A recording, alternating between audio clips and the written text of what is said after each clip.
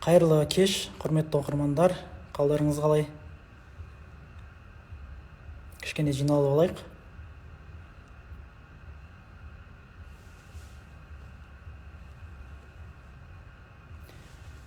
Бүгін тікелей эфир. Бүгінгі кезекті тікелей эфирде онлайн уступка. ОП деген бар. Отбасы банкі арқылы үй алу үшін, ОП-ны толтыру үшін депозиттер сатып алуға болады, немесе ақша керек болған жағдайда өзіңіздің депозитіңізді сатуға болады. Сол туралы әңгіме айтамыз. Тікелей эфирдің қонағы бүгін бізде Ұлан Дәулетқали.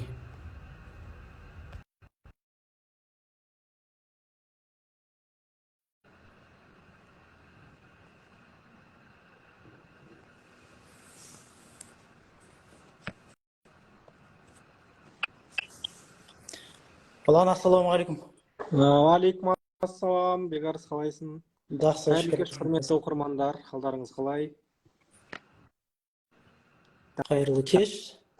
Жалпы бірінші айта кетейінші, бұл парақшаны қазірден бастап Дәулет Мұкаев, Дәулет Төлеутайұлының командасы жүргізеді. Дәулет мырза өзі қазір Дәулет Мұкаев деген парақшада отырады, сол парақшаға жазылып алсаңыздар болады. Ұлан? Иә. Отбасы банкпен үй алу үшін онлайн уступка қызметі жақында іске қосылды, қайтадан. Қандай өзгерістер бар? Жаңадан қайтадан қосылған онлайн уступка қызметінде қандай өзгерістер бар?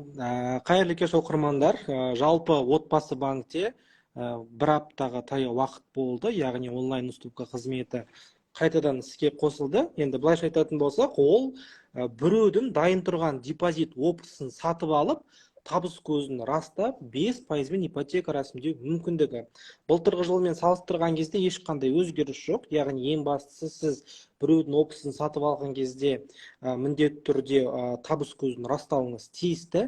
Екіншісі, ол сіз депозит сатып алған кезде сыйақыға байланысты сатушының өзінің табатын пайдасы болады. Және де үшіншісі, енді опы сатып алып 16-ға жеткізетін болсаңыздар, 5%-пен бірінші нарықтан, екінші нарықтан пәтер алуға мүмкіндіктеріңіз бар. Енді қараңыздар, құрметті оқырман, жалпы онлайн уступканы кімге тиімді екенін айта кетейік. Ең бірінші кезекте ол егерде сіздің қолыңызда үйдің бастапқы жарна 50% бар, жақын арада пәтер аламын, бірақ бүкіл қаражатты отбасы банкке жинамаған болсаңыз, немесе депозитіңізге 3 жыл толып, бірақ үлкен қомақты қаражатты жақында ғана сала салсаңыз, онда сізге онлайн уступка қызметі өте тиімді. Себебі былтырдан бастап отбасы банкте пайыздық үстемақысы бұрындағы секілді 8,5% емес, сіз қазір егерде жаңадан ашылған депозитке бүкіл қаражат сала салсаңыз, 11,5%-мен ипотека рәсімдейсіздер. Енді бірден сізге көшейік, Бекарыс, біздің тікелей эфирдің басты мақсаты. Мен қазір ноутбугымды көрсетейін. Так, комментарийді өшірсек, түсініктірек болу үшін. Қараңыздар, құрметті оқырмандар, жалпы онлайн уступка қызметі ол тек қана отбасы банктің ресми сайтында ғана жүзеге асады. Яғни OLX немесе басқа бір платформадан, Инстаграмнан мен депозитімді сатамын, опымды сатамын деген секілді хабарландыруларға мән бермеңіз. Барлық бүкіл опы сатылатын депозит ол тек қана отбасы банктің ресми сайтында ғана жүзеге асады. Енді мына өздеріңіз жеке кабинеттеріңізге кіресіздер, сол кезде сіздерде жалпы депозиті бар адамдарда былай депозиттер шығып тұрады. Ақшаны сіз мына депозиттерге салмайсыздар, естеріңізде болсын. Құрметті оқырман, опы сатып алу үшін сіздер ағымдағы шот ашуларыңыз міндетті. Яғни ағымдағы шот немесе қарапайым тілде айтсақ, ол енді орысша текущий счет дейді. Осы ағымдағы шотқа қаражат салуларыңыз керек. Дәл қазір біздің бір клиентке опы жинап жатырмыз, сол кісінің жеке кабинетін көрсетейін, қараңыздар. Ағымдағы счет ол немесе текущий счетқа ақшаны салдық. Біз дәл қазір ол кісіге қараңыздар. 1 депозит, 2 депозит, 3 депозит, 4, депозит сатып алып қойдық. Тағы да өзінің ағымдағы шотында 1.500.000 теңге қаражат бар. Осы ағымдағы шот салғаннан кейін сіз тек қана бір депозитті сатып алуыңыз қажет дейтін шарт жоқ. Ол бәлкім 5 депозит, бәлкім 10 депозит болады. Маңыздысы нәтижесінде сіз 16 толған депозит құрасаңыз жеткілікті. Енді қараңыздар, ағымдағы шотқа ақшаны салдық, одан кейін мына тұрған батырманы басамыз. Депозиттерді ізде. Осы жерге басатын болсақ, бізге дәл қазір сатылымда тұрған депозиттер шығады. Енді қазір кешкі уақыт демалыс болғандықтан жалпы сатылымда тұрған депозиттер саны өте аз. Мен тек қана сіздерге бір мысал келтіре кетейін.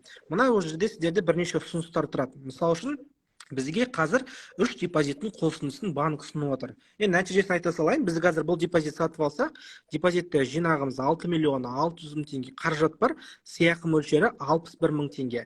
Сатушының табатын пайдасы осы, қанша сыйақы бар, сонша пайданы сатушы табады. Біздің жағдайда ол 61.000 теңге табыс табады, және 33.000 теңге банктың комиссиясы.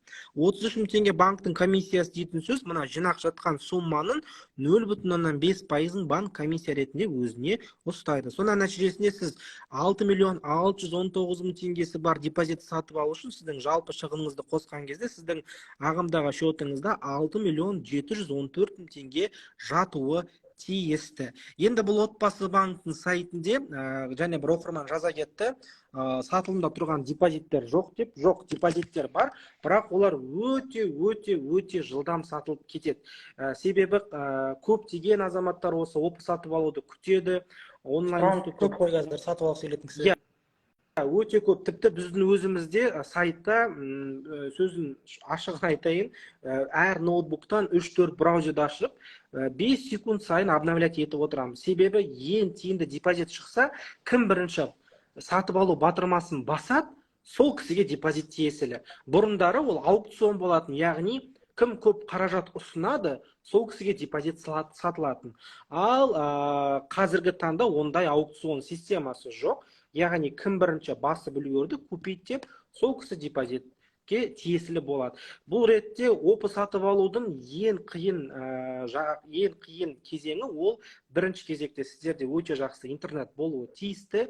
Екіншіден сіздерде математикамен дос болуларыңыз керек, және үшіншісі ең бастысы уақыт болу қажет. Себебі таңғы сағат 10-нан бастап кешкі сағат 5:30-ға дейін өте жақсы депозиттер сатылымда тұрады. Отбасы банкте демалыс күндері депозитті сатуға қоя алмайсыз. Яғни қазір енді бүкіл жұмыс аптасы өткен кезде тиімді депозиттің бәрі алып, және мен көрсеткендей, мысалы үшін бізде қазір сатылымда мына депозит қана тұр. Мен енді бұл депозитті жәнегі клиентіме алмайсын едім. Себебі бұл жақтағы сыйақы мөлшері өте аз. Ал сыйақы мөлшері күшті депозиттер сайтта бәлкім 10 секунд тұрады, бәлкім 15 секунд тұрады, жылдам өтіп кетеді. Сондықтан қолдарыңызда 50% бастапқы жарна бар болса, міндетті түрде опын сатып алу қызметінің функциясын қолданыңыздар. 5% ипотека рәсімдеуге өте тамаша мүмкіндік. Сосын жаңағы депозитті сатып алу батырмасын басқаннан кейін ол депозитті сатушы адамға барады ғой бірінші, иә? Ол кісі ол қанша уақыт кетеді, қанша уақыт ішінде тұрады ол запрос? Қараңыз, мысалы үшін сіз депозит жолдасыңыздың атынан алып жатырсыз, ол кісі жұмыста жүр. Енді әйелі дейікші, үйде отырып, сол кісінің атынан депозитті сатып алу барысында сатып алу батырмасын бірінші басып үлгерді. Одан кейін ол жаққа SMS-код подтверждение келеді. Яғни біз өзіміздің почтамызды көрсеттік, сөйтіп SMS-код подтверждение жіберген кезде мына сіздің күйеуіңізге 90 секунд уақыт беріледі, ана 6 саннан тұратын SMS-кодты сізге хабарлау. Яғни ол кісі сізге 90 секундтың ішінде SMS-ті айтып үлгермесе, ол депозит автомат түрде сізден кетіп қалады. Яғни бұл жақта қайта сатылымға депозит кетеді. Сондықтан бұл жақта кімнің атынан депозит сатып аласыз, ол кісіде телефон қасында болып отыру қажет. Енді күні бойы болмаса да телефон дауысын шығарып, мен опы сатып алып жатырмын деп, телефонға бір көзін салып отыруы тиісті. Енді жолдасы күйеуі 6 саннан тұратын кодты айтып үлгерді, әйелі депозитті сатып алды, одан кейін қалай жүзеге асады? Депозитті сатушы кісіге өзінің жеке кабинетіне хабарландыру керек. Сіздің депозитіңізді сатып алғысы келіп жатыр. Маңызды ақпарат, сатушы кім, сатып алушы кім, оны сіз білмейтін боласыз. Яғни отбасы банкке барып, мысалы үшін өзімнің досым мен Бекарыстың депозитін сатып аламын деп айта алмайсыз. Немесе бағана салда тұрған депозитті дүйсен сатып жатыр деп ешкім білмейді. Сондықтан бағана айта кеткенім, белгісіз бір сайттарға кіріп, Инстаграмда немесе бір сату платформаларында депозит сатам дейтін адамдарға алданып қалмаңыздар. Оның барлығы тек қана отбасы банктің сайтында жүреді, және де кім сатушы, кім сатып алушы білмейтін болады. Сөйтіп сатып, біз батырмамызды бастық, жолдасымыз біздің алты таңбалы санымызды айттық. Біз депозитті резерв жасағаннан кейін сатушыға 8 сағат уақыт беріледі. Қалай айтсам болады, күтетін уақыт осы 8 сағат қой. Бір мезетте біз бірнеше депозитті бүйтіп сатып алу батырмасын баса алмаймыз. Яғни біз бір депозитті резервке қойдық па, сатушы оны подтверждать еткенше біз басқа депозитті сатып ала алмаймыз, өкінішке қарай. Яғни сатушыға 8 сағат уақыт беріледі. Сөйтіп сатушы мен бұл депозит сатам деп смс кодпен подтверждать еткеннен кейін сізге де 8 сағат уақыт беріледі. Сіз тағы да бір смс кодпен подтверждать етесіз. Сіздің ағымдағы шотыңыз сатушыға аударылады автомат түрде. Сатушының депозиті сізге келіп түседі. Ол жақта сатушы кім болғанын білмейтін боласыз. Сондықтан қайталап айтамын, отбасы банктің ресми сайты арқылы ғана опы сатып алуға тырысыңыздар. Басқа жерде опы сатылмайды. Танысыңыздың, подружкаңыздың, жұмыста бірге істейтін әріптесіңіздің, досыңыздың депозитін өзіңізге аудара алмайсыз. Депозитті аудару үшін міндетті түрде ол сіздің жақын туысыңыз болуы тиісті. Яғни сіз отбасы банкке барып, менің жақын досым бар еді, Бекарыс деген депозитін маған аударса болады ма десе, отбасы банк бізге айтады, жоқ, стоп, депозитті аудара алмаймыз, себебі Бекарыс саған ешқандай туыс емес деп бізді қоя береді. Ал Бекарыс депозитін сатуға қойған кезде нақты мен сол Бекарыстың депозитін сатып алып үлгерем дейтінде ешқандай бір гарантия жоқ. Сонда ескеріңіздер. Ал егерде сіздің мамаңыздың, папаңыздың, немесе бір туған ағаңыздың, апайыңыздың депозиті болса, онда ешқандай онлайн уступкаға шығармай, отбасы банкке барып, өзіңізге семейный пакет ретінде аударып ала салсаңыз да жеткілікті. Ұлан, осы қызметті отбасылық пакет арқылы жасауға болады ма? Мысалға, өзіңнің әке шешеңнің немесе бауырың арқылы кейін отбасы пакет қылып қосып депозитті әрқайсысынан сатып алып, жаңағыдай 8 сағат күтіп отырасың ғой әрқайсысында. Иә. Сол туралы толығырақ айтып берсең. Иә, Бекарыс өте күшті сұрақтар қоясың деп, прям жақсы сұрақ. Егер де сізге бір опы сатып алу уақыты шектеулі болса, мысалы үшін, біз сатушыға задаток бердік, ол кісі бізге айтты, мен түкте білмеймін, маған 10 күн ішінде договор купли-продажы қол қойып, үйді сен алуың тиісті деп сіздерге бір шектеулі уақыт қойса, онда Бекарыс айтып отырғандай, біз семейный пакет ретінде, мысалы үшін, мамамыз, папамыз, өзім, әйелім атынан, 4 адамның атынан параллель түрде депозит сатып алып бастасам болады. Бірақ бұл жерде бір маңыздысы, сіз папаңызға бөлек текущий счет ашып, ол кісінің личный кабинетінен бөлек кіресіз. Мамаңызға бөлек ағымдағы счет ашып, мамаңыздың личный кабинетінен бөлек отырасыз. Өзінің сосын айта кететіні, бұл счетты сатып алу үшін ақшаны текущий счетқа салады ғой, иә? Кейбіреулер шатасып отбасы банкте депозитке аударып жібереді. Иә, депозитке аудармау керек, именно текущий счетқа аудару қажет. Енді біз клиенттерге де айтамыз, бізге келеді ғой онлайн уступқа опа алып беріңіздер деп. Сол кезде біз айтамыз, Каспиға кіріп, енді көбіне Каспи ғой қазір, платежға кіріп, погасить кредит десе адамдар қорқады, ойбай, мен кредит алған жоқпын, мен қайда төлеймін дейтін секілді. Бұл енді отбасы банктың өзінің платежі ішіне енгізген батырмасы бойынша погашение кредита деп өзіңіздің текущий счетыңызды толтырсаңыз болады.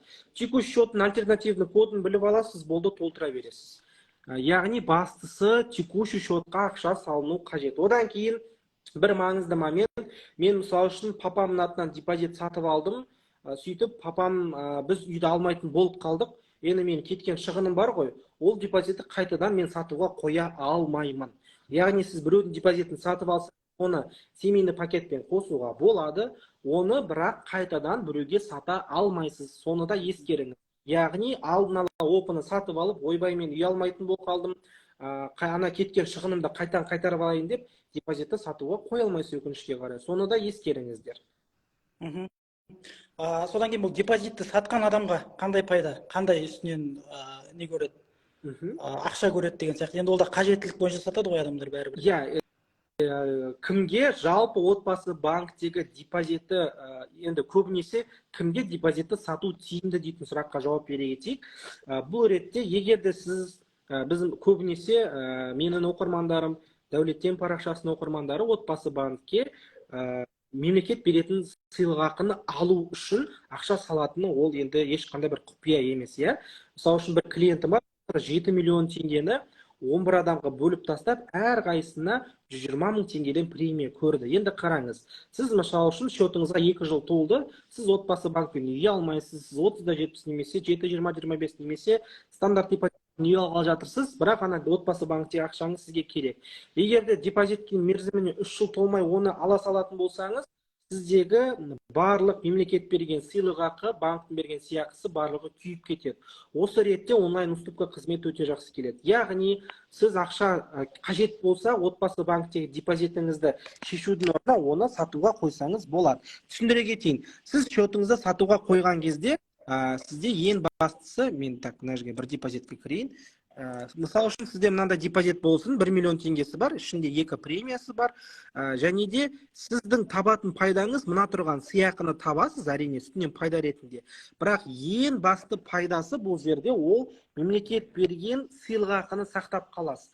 Яғни сіздің депозитіңізге 3 жыл толсын, толмасын, опыңызды сататын болсаңыз, сол мемлекеттің берген премиясын барлығын қосып алып шыға аласыз. Яғни қолыңызға ақшалай ұстайтын боласыз. Сондықтан, егер де отбасы банк арқылы ипотека рәсімдеуді жоспарламай жүрсеңіз, немесе шұғыл арада қаражат қажет болып қалса, енді әр қандай жағдай болатынын ешкім білмейді ғой, онда өзіңіздің депозитіңізді сатуға қойсаңыздар болады. Енді сату жағын білмесеңіздер, онда біздің кеңселерімізге келіңіздер, сол жақта толық айтып, көрсетіп, шығарып береміз. Баспаналы групптың Астана қаласындағы кеңсесі, Астаналық бизнес орталығы Қонаева 33, 803 кеңсе, 8-ші қабат. Алматыдағы болсаңыз, Баспаналы групптың кеңсесі Сарыарқа бизнес орталығы 7-ші қабат. Дұрыс қой, Дәл солай. Біз төмен жаққа біздің менеджерлар нөмірін қойдық, сол жаққа хабарласып, алдын ала жазылып келсеңіздер болады. Төмен жақта нөмерге хабарласыңыз. Астана деп тұрған жер ол бізді Астана қаласындағы менеджеріміз, біздің тегін консультацияға жазатын Алматы дейтін Алматы қаласындағы менеджер. Дәл қазір біз өкінішке қарай тек қана Астана, Алматы қалаларында ғана кеңселеріміз бар. Басқа қалалардан сізге енді консультация қажет болса, онда ақылы консультация жазылсаңыздар болады. Маған немесе Дүйсенге. Менің ақылы консультация жазылатын нөмірім жеке парақшама өтсеңіздер, сол жерде тұр. Бір оқырман жазған екен, сәлеметсіз бе, үйдің 50%-ін депозитке бірден салдық дейді. Енді үй уақытша ала алмай қалдық. Сұрақ, счетты семейный пакетке бөлген тиімді ме еді, әлде опы сатып алған ба еді? Так, енді қараңыздар, жалпы мен үнемі айтамын, қолдарыңызда өте қомақты қаражат болса, үй алуды жоспарлап жатсаңыз, онда ақшаны депозитке бірден салмаңыз. Енді сіз 50% салып тастасаңыз, опыңыздың өсу үшін сізге 19 ай уақыт қажет.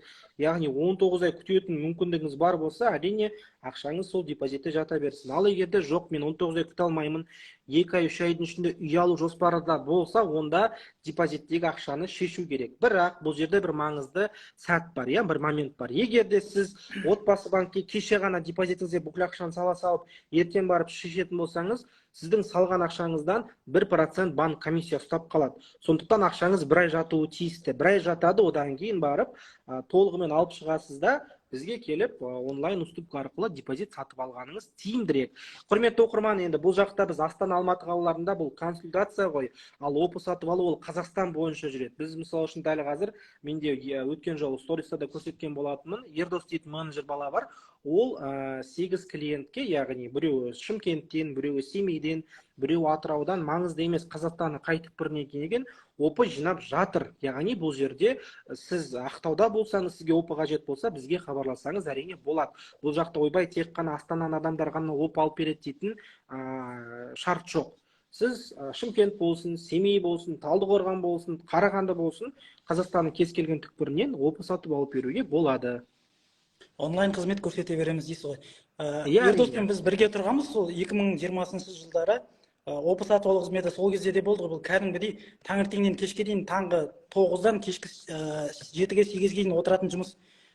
Обновление жасап 5 секунд сайын сол жағы ноутбукты обновление жасап отыратын жұмыс, кәдімгідей қарап отыратын. Иә, да, қазір де солай. Ол Ердоста тіпті менде өзім ноутбугымда 2-ақ браузер болса, Ердоста бір 7 браузер бар шығар, әртүрлі. Соны әр браузерде әр клиенттің депозит жеке кабинет ашық тұрады да, сөйтіп опа сатып алып жатыр. Өткен жолы көрсеттім, 12 миллион теңгеге 30 миллиондық депозитті ұстады. Ол өте бір қалай айтсам болады, уақытты қажет ететін жұмыста, сөйтіп жақсы депозиттер толтырып жатыр. Сондықтан егерде жаңағындай айтқан депозиттер ұзақ уақыт жиналған депозиттер ғой, бір бұл депозит Вегарс 7 жыл жинақ мерзімі 7 жыл болған ғой. 7 жылдық жинақ мерзімі бар. Негізі өзі де бәлкім 24 миллион дейін табыс көзін растамай қалушы еді. Енді қаражат керек болғандықтан депозитін сатуға шығарған. Яғни 7 жылдың ішінде ол кісіде 7 госпремия болды, шамамен 1 миллион теңгедей, және де 500 мың теңге вознаграждениесі болды. Сонда ол кісі 1,5 миллион теңге пайда тапты депозитін сату арқылы. Сосын тағы бір сұрақ, опа сатып алу үшін текущий счетқа опа сатып алуға қажетті сумманы ғана саламыз ба дейді. Жоқ. Бір кісілер болды, мен естіген бұрын, даже 50%-тен жоғары 60-70% сумманы байқамай салып жүрген кісілер болады. Иә, енді қараңыздар, құрметті тікелей эфирде отырған оқырмандар, опа сатып алу үшін сіз өзіңіздің депозитіңізге, енді сіздің қолыңызда 50% қаражат тұрса, онда сол 50%-ды саласыз, және үстінен сатушыға беретін надбавка дейді ғой, соны саласыз, иә. Енді қараңыздар, егер де сіз текущий счетқа, яғни ағымдағы счетқа 60%, 70% салып қойсаңыз, онда тұрған ештеңе жоқ. Сіз енді 50%-ын ғана қолданып депозит сатып аласыз да, артық ақшаны қайтадан өзіңіздің каспиіңізға аудара қойсаңыз болады. Ол ешқандай бір проблема емес, уайымдамаңыздар. Бірақ тек қана сатушыға беретін ақшаны ғана салмайсыз. Сіз яғни депозит сатып алған кезде маған ішінде тұрған сыйақысы керек деп, тек қана сыйақысын бөліп сатып алмайсыз. Сіз ішінде қанша жинақ бар, қанша сыйақы бар, қанша мемлекеттің берген премиясы бар, соның барлығын қосып алуыңыз міндетті. Осы үшін айтамын, опа сатып аласыз ба, сізге қажет 3 нәрсе деп бағана эфирдің басында айтқам, тағы да бір рет естеріңізге сала кетейін. Бірінші кезекте ол қажетті өте жақсы интернет, яғни жылдамдығы жоғары. Екінші кезекте математикамен дос болуыңыз міндетті. Яғни сіз тиімсіз депозиттерді ала берсеңіз, сіз онда былайша айтқан кезде бір үлкен бір пайда таппайсыз. Сіз 50%-іңіз болса, сіз опаны 16-ға толтыруыңыз міндетті. Опаны 16-ға толтырмайсыз, сіз былайша айтқан кезде уақытыңызды құрбасқа өткізіп алдыңыз дейтін сөз. Және үшіншісі, ол уақыт. Себебі сіз бағана Бегарс айтқандай, таңғы сағат қазір 9 емес, енді 10-нан бастап кешкі сағат 5:30-ға дейін, яғни 7,5 сағат бойы отбасы банкінің сайтында отырып, 5 секунд сайын обновить батырмасын басып, бір тиімді депозитті іздеп отыруыңыз тиісті. Осы 3 шарт сізде болса, осы 3 мүмкіндік, онда опаны сатып алыңыздар. Ал егер осы 3 мүмкіндігіңіз жоқ болса, онда опы сатып алыңыз қажет болып жатса, онда бізге де келсеңіздер болады. Біздің кеңселерімізде опы сатып алу дейтін қызмет бар. Яғни сіз үшін, сіздің уақытыңызды үнемдеу үшін біз опаны алатын боламыз. Себебі біз айттық қой бағана, 7,5 сағаттың ішінде сіз прям 7,5 сағат бойы депозит сатып алып отырмайсыз. Бәлкім сіздің депозитіңіз сағат 11:30-да шығады. Бәлкім 4-те шығады, ол белгісіз. Бірақ біз 7,5 сағат бойы сіздің атыңыздан отырып, тиімді депозитті іздей береміз. Жоқ, пенсионный ақшасына опы сатып ала алмайсыз. Дәулет қайда дейді? Дәулет мырза қазір Дәулет Мұқаев деген парақшада отырады. Бұл парақшаны Дәулет мырзаның шәкірттері жүргізіп жатыр, қазір біз жүргізіп жатырмыз. Жалпы парақша бұрынғыдай өзінің бағытында жұмыс істей береді, баспанаға бағыт, білімге бағыт, бизнеске, кәсіпке бағыт, сол бұрынғыдай өзінің бағытында жұмыс жасай береді. Міне Дәулет мырзаның өзі прямой эфирге қарап отыр. Опы сатып алу қызметі сіздің үйіңіздің бағасына байланысты болады. Сіз бізге келіңіз, сіз біріншіден опы сатып алуды өзіңіз механизмін түсінесіз. Одан кейін енді мүмкіндігіңіз жоқ болса, сол кезде нақты бағасы енді сіздің үйіңіздің бағасына байланысты айтылады, Сондықтан міндетті түрде біздің кеңсемізге келіңіз. Келіп ақпарат алу тегін. Тегін ақпарат, ешқандай банкке барып қазір, тіпті өткен жолы біз отбасы банкте бір клиентімізге ипотека рәсімдеу үшін барған кезде ұзақ уақыт, ұзын соңыра кезек болды. Сағат 11-де кірген едік, ана консультанттың алдына тек қана сағат 4-те ғана жеттік. Бізге келсеңіз ешқандай кезек жоқ, келесіз, өзіңізге қолайлы уақытқа жазып қоямыз, келіп консультацияңызды алып үйге қайтатын боласыз, Құрметті оқырмандар, тағы да бір рет қайталап айтамын. Егер 50% бастапқы жарналарыңыз болса, опы сатып алу сізге міндетті. Ал егерде 50% жоқ, қолымда 2 миллион бар, 3 миллион бар десе, енді сөздің шыны керек, қазіргі таңда 6 миллион, 7 миллион тұратын үй жоқ қой. Сондықтан опы сатып алу сізге сондай бір актуалды емес. Бұл ретте биыл үй аламын, 50%-ың қолымда бар дейтін тікелей эфирді көріп отырған оқырмандар болса, сіздерге өте жақсы мүмкіндік. Мына жерде 30-да 70 бағдарламасы туралы көп сұрап жатыр. Осы бағдарламада опыт сатып алу қаншалық тиімді? 7-20-25 пен салыстырған кезде қайсысы тиімді болады? Енді жалпы мен өзім өткен жолы халық банкте 7-20-25 бағдарламасына лимит ашылды деген кезде сағат менің командам балалары сағат таңғы 6-дан бастап жүрді. Бір филиалда шамамен 5 сағаттай отырды. 50 клиентке предквал берді, яғни одобрение емес. Сөйтіп предквалдан кейін енді одобрение беретін кезде лимит бітіп қалды деп бәрін қайта жүрді.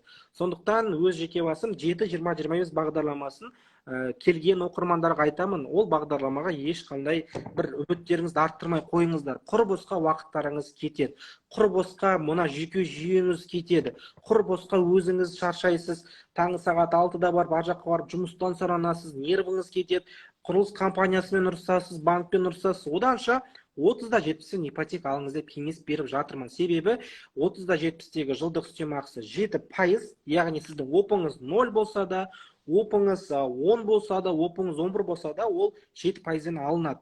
Опыңыз 16, опыңыз 20 болса да 7% болады. Сондықтан ол жақта бір жақсы, сіз жаңадан ашылған депозит болса да 30-да 70-ті 7%-пен ала саласыз. Енді 30-да 70 бағдарламасы арқылы опыт сатып алу қаншалықты тиімді? Бұл ретте сатушы, яғни клиенттің жағдайына байланысты. 30-да 70-те көбінесе жаңадан үй алынады ғой. Егер де ол кісінің бастапқы жарнасы 30%-ға жетіп тұр, басқартылған қаражаты жоқ болып тұрса, онда мен опыт сатып алмауға кеңес беретін едім. Егер де сізде бұрындары ашылған депозит бар болса, онда опыт сатып алу міндетті емес. Ал егер де мүлде депозитіңіз жоқ болса, онда срогы, яғни мерзімі 2 жылға таяп тұрған, ішінде сыйақысы 0 болсын, 8.000 теңге болсын, ең минималды сыйақысы бар, бір депозит алсаңыз, сіз ұтасыз. Себебі сіз аралық займда 3 жыл емес, 19 ай ғана отыратын боласыз. Бәрібірде артық төлем дейді ғой, яғни переплата жағын қарастыратын болсақ, 7-20-25 бағдарламасынан қарағанда 30-да 70 бағдарламасы қазіргі таңда актуалдырақ. Себебі ол жақта кезек жоқ, ешқандай жүйке жүйеңіз шаршамайды, барасыз да 7%-бен ипотека рәсімдейсіз, және бірден өзіңіздің үйіңізге ремонт жасап кіре беретін боласыз. Өзім жеке басыма 7-20-25 немесе 30-да 70 дейтін таңдау беретін болса, мен 30-да 70-ті таңдайтын едім. Себебі мына қаңтар ақпан айындағы лимитті көріп, сәуірдегі бөлінген лимиттің қалай беріліп жатқанын көріп, мен қалай айтсам болады, 7-20-25 бағдарламасынан үмітімді үздім. Енді биылдыққа ешқандай өзгеріс болмайды деді ғой, келесі жылға бұл бағдарлама бір өзгеріс қоспаса, ол бағдарламаға бір нақты бір халық үшін жұмыс істеп тұрған бағдарлама тарапынан сызып тастайтын едім. Тағы бір сұрақ. 3 жыл жинап, депозитке 3 жыл жинап, опыны 16-ға өзі жеткізген, және опыны ақшаны текущий счетқа кеше салып, бүгін сатып алған адам опыны 16-ға жеткізген, қайсысы, екеуінің айырмашылығы қандай? Так, қараңыздар, егер де сіз өзіңіздің депозитіңізге 3 жыл бойы қаражат жинадыңыз, өзіңіздің депозитіңіздің опысы 16-ға толды, 50% бастапқы жарнасы жиналса, сіз онда ешқандай табыс көзін растамай, бірінші нарықтан, екінші нарықтан, Қазақстанның кез келген түкпірінен болсын, өзіңіз үй ала бересіз. Мысал үшін, ол қай уақытта тиімді? Мен 2020 жыл депозит ашып, опымды толтырып, 2023 жылы опым толды ма, мен ол депозитті өзінің анамның атына аударып, яғни ол кісі пенсионер болса да, сол кісінің атынан үй алуға тырысатын едім. Себебі пенсионер адам, зейнеткер адамның енді табысы қатты үлкен емес, бірақ опым толғандықтан ол кісі табыс көзін растамай ипотека алады. Ал егер де сіз текущий счетқа 50%-ды салып, опыны бүгін сатып алатын болсаңыз, менен басты айырмашылығыңыз, сіз табыс көзін растауыңыз міндетті болады. Менің кезеңде табыс көзін растау маңызды емес. Яғни менің атында қанша кредит бар, менің неше балам бар, менің атында қаншама неше ипотека бар, маңызды емес. Маған табыс көзін растамай ипотека бере салады. Ал мысалы үшін бекарыс опыны бүгін сатып алды, ертең барып ипотека рәсімдейтін болса, бекарыстың табыс көзін растауы міндетті. Яғни сіз табыс көзін растай алмасаңыз, сізге онда оп сатып алғаннан қатты бір пайда жоқ. Бәрібір де сіз ипотека рәсімдей алмайсыз. Банк сізге ипотека рәсімдеуге мүмкіндік бермейді. Так, 30-70 жайлы көп айтып жатыр бекарыс. Барлығы сол 30-70 туралы сұрап жатыр. Жаңа үй алуға болады ма, әлде вторичка алуға болады ма? Айта кетейін, құрметті оқырмандар, 30-70 бағдарламасы отбасы банктың серіктес компаниясы болып табылатын құрылыс компанияларын ғана алғашқы нарықтан, яғни жаңадан салынған үйді ипотекаға алуға мүмкіндік беретін бағдарлама. 30-70-те вторичка емес, тек қана первичка, яғни алғашқы нарықтың үйлерін ғана аласыз. Екінші момент, 7-20-25-те сіздің атыңызда үй болмауы тиісті болса, 30-70-те маңызды емес. Сіздің атыңызда үй бар ма, жоқ па? Сіздің атыңызда ипотека бар ма, жоқ па? Маңызды емес. Басты талап 30%-ын салдыңыз, отбасы банк арқылы берілетін үйді таптыңыз, және табыс көзін растауыңыз міндетті. Табысыңыз жетеді ма? 2 үй алыңыз, 3 үй алыңыз, өзіңіз білесіз. Ал егер де сіздің 30-70-те енді ең бір тамаша жер сол да, 2018 жылы алынған бір ипотекада үйіңіз бар болсын, әлі қарызы жабылмаған. Сөйтіп сол үйді тұрып жатып, енді биыл кеңейту мақсатында 3 бөлмелі пәтер алғыңыз келсе, 4 бөлмелі пәтер алғыңыз келсе, онда осы 30-70 бағдарламасы сізге өте күшті келеді. Себебі 7-20-25 пен бағана айта кеткендей, сіздің атыңызда үй болса, сізге ипотека берілмейді. 30-70-те маңызды емес. 30-70-тің пайызы 7%. 7%-пен ипотека аласыз. Келсеңіз, нақты переплатасын айтып береміз. Енді 30-70-те 25 жылға дейін беріледі делінгенмен, банк 99 жағдайда, 99%-да ипотеканың ұзақтығын 12 жылға ғана бекітеді. Сондықтан соған дайын болыңыздар. Ертең барып, ойбай, сіздердің сайттарыңызда 25 жыл делінген, неге маған 25 жылға ипотека бермейсіз деп шу шығара алмайсыздар. Енді система бойынша көбінесе менен тапсырып жатқан біздің оқырмандардың ішінде 99% клиенттерге 12 жылға ғана ипотека рәсімдеуге мүмкіндік береді. Тағы да қайталай кетейік, баспана жайлы тегін кеңес алғыңыз келсе, офлайн кеңес баспаналы групптың Астана және Алматы қаласындағы кеңселеріне келіп, олар мен Дүйсеннің менеджерлерінен кеңес алсаңыздар болады. Иә, мен өзім де отырамын баспаналы группта. Қазір кішкене уақытым көбірек, тек қана дүйсенбі және сенбі күндері физматқа барып келем, ал басқа уақытта осы баспаналы групптың кеңсесінде отырамын. Яғни келіп, менің қолым бос болса, мен де консультация беріп жатырмын. Иә, сондықтан егер де ойбай ұлан сағын ғана түскім келеді десеңіздер, енді көбінесе вторник, среда күндері мен кішкене уақытым көбірек босырақ, сол уақытта келсеңіздер можно. 30-да қабылдаймын. Басқа қалаларда да қолжетімді ме? Мына Атырауда да бар ма, Ақтауда да бар ма? Атырауда да бар, ол Ақтауда да бар екенін сіздер тек қана бір жерде ғана білесіз. Мен енді көбінесе өзім Астана қаласында жұмыс істегендіктен Астана қаласының жылжымайтын мүлік нарығын зерттеймін. Астана қаласында қандай тұрғын үй салынып жатыр, оны қай компания салып жатыр, оның материалы қандай, бағасы қандай, ипотека өтеді ме секілді Астана қатысты бүкіл ақпаратты білемін. Мен енді өкінішке қарай Ақтөбенің нарығын зерттемеймін. Атыраудың нарығын зерттемеймін. Сондықтан Атырау, Ақтөбеден клиенттер болса, отбасы банкке барасыздар, сұрайсыздар. 30-70 ипотекалық бағдарламасы арқылы қандай үйлер беріліп жатыр, маған айтыңыздаршы десе, сізге толық список береді. Енді оны раздатка дейді, менде негізі бар еді. Астана қаласы бойынша, мысалы үшін қазіргі таңда 3 А4 үйлер беріліп жатыр 30-70-пен. Ішінен барасыздар, қалаған таңдап үй ала берсеңіз болады. Басқа қалаларда бар.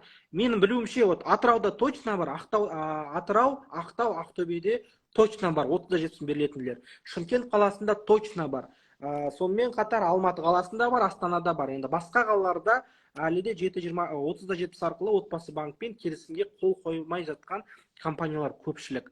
Сондықтан мен және айтып кеткен 5-6 қалада 100% бар, басқа қалаларда бар екен білу үшін банктың филиалына барып сұрауларыңыз қажет. Так, кик бола ма дейді. 30-70 отбасы банктың серіктес компаниясы болса, ол жақта КЖК дейді ғой, қазіргі таңда ол КЖК рұқсаттамасы болуы міндетті емес. Бірақ енді егер де КЖК-сы жоқ болса, сізге ипотека рәсімдеу үшін қосымша кепіл міндетті болады. Енді оның барлығы уже консультация барысында айтылатын ақпарат. Құрметті оқырмандар, мен қазір сіздерге бүйтіп 30-70 жайлы ғана айтатын болсам, шамамен маған жоқ дегенде бір 2,5 сағат уақыт керек, иә? Төменде нөмірлер көрсетілген, осы нөмірлерге WhatsApp-тан жазсаңыздар болады, немесе ертең күндіз хабарлассаңыздар болады. Так, жалақы мөлшері сіздің отбасы мүшелеріңіздің санына байланысты, бала санына байланысты, кредиттеріңізге байланысты өте көп фактор бар. Мысалы үшін Қарағанды мен Астана қаласындағы екі адамның айлық табысы бірдей келмейді. Астана үшін ипотека төлегеннен кейін жан басына 15 АЕК ақша қалу керек десе, Қарағандыда 10 АЕК. Сондықтан ол енді консультацияға келген кезде айтылатын ақпарат. Құрметті оқырмандар, кез келген ипотека сіздің несие тарихыңызға қарайды. Кез келген ипотека. Несие тарихыңызға қарамайтын бір ғана шарт бар. Бағана Бейгарс айта кеткендей, егерде сіз өзіңіздің депозитіңізге 3 жыл толтырсаңыз, өзіңіздің депозитіңізде 50% бар болса, өзіңіздің депозитіңіздің опысы 16-дан асса ғана сізге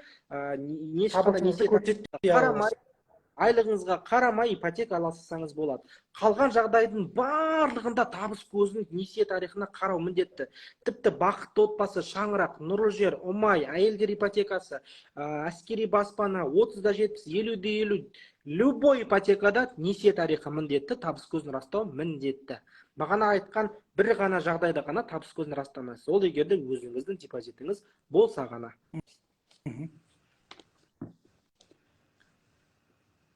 Так, рахмет сіздерге деді. Бақытты отбасы көбінесе енді көктемде ашылады, шамамен мамыр айында болып қалуы тиісті. Барлық сұрақтарыңызды баспаналы групптың кеңсесіне келіп қойсаңыздар болады. Сол жерде сіздерге тегін кеңес жүргізіп, ары қарай сопровождение жасайтын болса, үй алғанға дейін толығымен менеджерлер сопровождение жасап отырады. Енді ол сопровождение қызметінің құны ол сіздің жағдайыңызға байланысты, яғни үйдің бағасы қиындығына байланысты ғой. Себебі егерде біз мысалы үшін бағана айтқан секілді бір клиентке қазір 42 миллионның үйіне депозит жинап жатырмыз. Ол кезде біздің балалар шамамен 2 апта бойы компьютердің алдында 7,5 сағат уақыттарын өткізеді. Яғни оған байланысты олардың жұмысына алынатын қаражаты сәл жоғарырақ болады екен секілді. Сондықтан келіңіздер, нақты бағасын консультация барысында айтылатын боламыз. 7-20-20 ашылып, уже жабылып кетті Народный банкте. Алдағы уақытта басқа банктерде болуы мүмкін, бірақ әлі белгісіз. Тек қана емес, көбінесе 12 жылға рәсімдейді. Бағана айттым, көбінесе 12 жылға рәсімдеуге мүмкіндік береді. 30-70 бағдарламасы. Эфир сақталады. Ұлан, енді баспаналы групптың Астана және Алматы қаласындағы кеңселерін тағы да бір айтып өтсең. Құрметті оқырмандар, егер де Астана Алматы қаласында тұрсаңыз, немесе Астана Алматы қаласында қыдырып келсеңіз, біздің кеңселерімізге келіп, тегін консультация алсаңыздар болады. Астана қаласындағы кеңсенің мекен жайы ол Қонаев көшесі 33, Астаналық бизнес орталығы 8-ші қабат, 803-ші кеңсе. Тугис қосымшасына баспаналы групп десеңіз, нақты біздің адресімізді бірден шығарып, сол арқылы келсеңіз болады. Алматы қаласында кеңсеміз, ол Сарыарқа бизнес орталығы 7-ші қабат, ол жақта да Тугис қосымшасына жазсаңыз апаратын болады. Немесе адресті жазып алмай үлгермей жатсаңыздар, немесе ондай басыңызды қатырғыңыз келмесе, төменде тұрған нөмір тұр, мына жерде вопрос деп тұрған жерде жазылып тұр, Астана нөмірі, Алматы нөмірі тұр, сол жаққа хабарласып, WhatsApp-қа жазсаңыз, сізге толық ақпарат шығады. Офис қай жерде орналасқан, сағат нешеден бастап жұмыс істейді, нешеге дейін жазылсаңыз болады. Сосын қай уақытта сізге ыңғайлы өзіңіз айтасыз. Яғни біз сізге ертең сағат 4-те кел деп айтпаймыз. Сіз өзіңіз айтасыз. Маған ертең сағат 1-де ыңғайлы десе, сізді сағат 1-ге жазады. Жазылып, келіп, тегін консультация алып қайтсаңыздар болады. 30-да 70-те прописка міндетті емес. Дәулет мырза қайда? Дәулет мырза Дәулет Мұкаев парақшасында отырады. Бұл парақшаны тағы да қайталап өтейін. Дәулет мырзаның командасы біз жүргіземіз. Бұрынғыдай сол баспана, білім, кәсіпке бағыт, бизнеске бағыт бойынша пайдалы ақпараттар салуды жалғастыра береміз. Бізбен бірге болыңыздар. Тікелей эфирді сақтап қоям. Ұлан, оқырмандармен осындай пайдалы эфирмен бөліскеніңе үлкен рахмет. Алдағы уақытта тағы да эфирге шығамыз. Бізбен бірге болыңыздар. Барлықтарыңызға рахмет, сәттілік. Міндетті түрде 2023 жылы әр отбасы баспаналы болсын. Сау болыңыздар. Жақсы, сау болыңыздар.